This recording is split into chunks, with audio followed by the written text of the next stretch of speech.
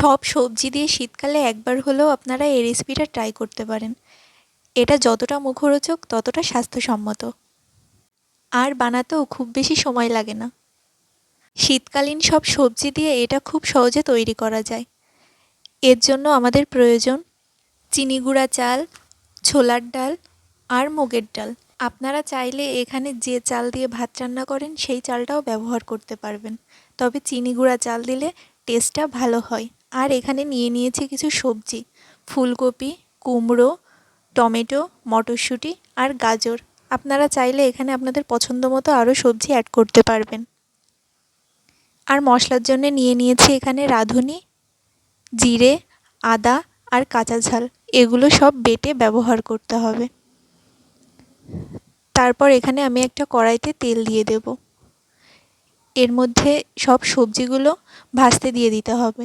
এখানে কুমড়ো, গাজর আর ফুলকপি ভালো করে ভেজে নেব। এর মধ্যে দিয়ে দেব স্বাদ মতো লবণ আর কালারের জন্য একটু হলুদ। তারপর সব কিছু ভালোভাবে মিশিয়ে এগুলোকে ভেজে নেব। ভাজা হয়ে গেলে কড়াই থেকে তুলে নেব। ওই একই কড়াইতে দিয়ে দেব 5 ফোড়ন, শুকনো ঝাল, তেজপাতা, এলাচ আর দারচিনি।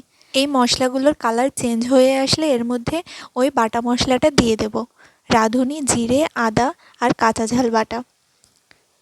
তারপর সব কিছু একটু কষিয়ে নেব যত সময় না এটা থেকে তেল ছাড়তে শুরু করবে। তেল ছেড়ে দিলে এর মধ্যে দিয়ে দেব টমেটো কুচি। টমেটো কুচিটা একটু নরম হয়ে আসলে এটা নামিয়ে নেব। তারপর একটা কড়াইতে দিয়ে দেব মুগের ডাল। মুগের ডালটা তেল ছাড়া ভালো করে ভেজে নিতে হবে। ডাল থেকে সুন্দর একটা গন্ধ ছাড়লে আর ডালের কালারটা চেঞ্জ হয়ে আসলে বুঝতে হবে ডাল ভাজা হয়ে গেছে। এই পর্যায়ে ডালটাকে নামিয়ে নিতে হবে। তারপর আমি এখানে ডালগুলো সেদ্ধ করার জন্য একটা প্রেসার কুকার ব্যবহার করেছি। এর মধ্যে সব ডাল দিয়ে দেব: ছোলার ডাল আর মুগের ডাল, আর দিয়ে দেব পরিমাণ মতো জল। তারপর এখানে একটা সিটি দিয়ে ডালগুলোকে সেদ্ধ করে নামিয়ে নেব।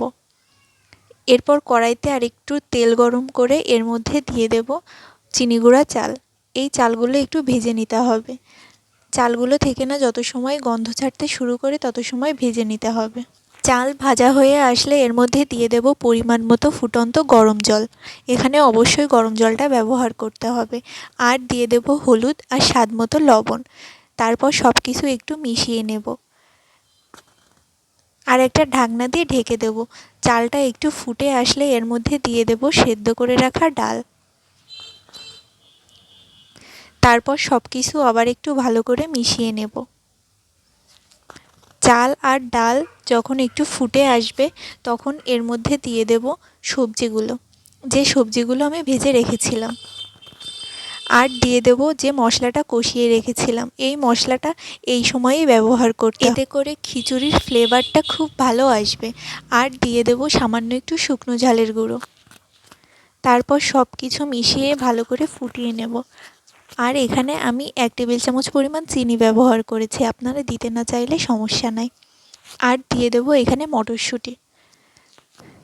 এখানে একটা ফ্রাই প্যানে 1 টেবিল চামচ পরিমাণ ঘি গরম করে তার মধ্যে একটু কিশমিশ ভেজে নিয়েছি।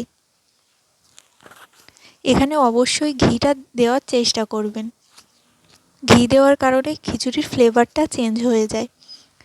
তারপর ওই ঘি আর কিশমিশ খিচুড়ি হওয়ার আগে এর মধ্যে দিয়ে দেব।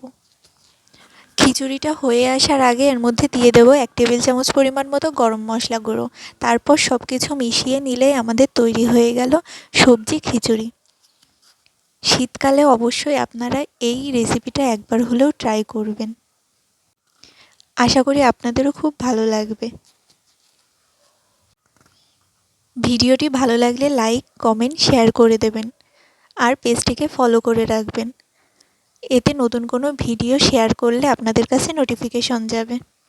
ভিডিওটি দেখার জন্য সবাইকে অনেক ধন্যবাদ।